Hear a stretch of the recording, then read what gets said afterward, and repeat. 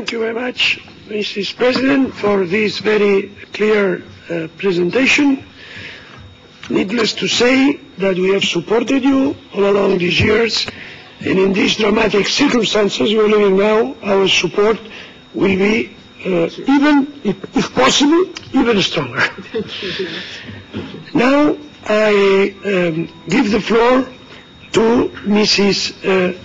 Eva Britt Svensson, who is the President of the Human Rights Committee in this Parliament and also Vice President of the Unitary Left Parliamentary Group.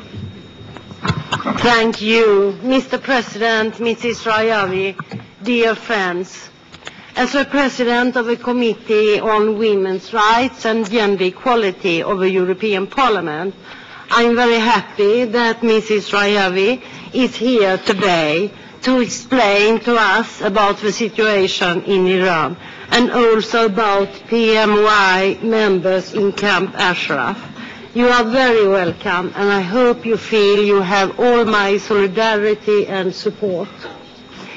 When looking at the photos and pictures of recent anti-government demonstrations in Iran, we see many girls and women in the streets.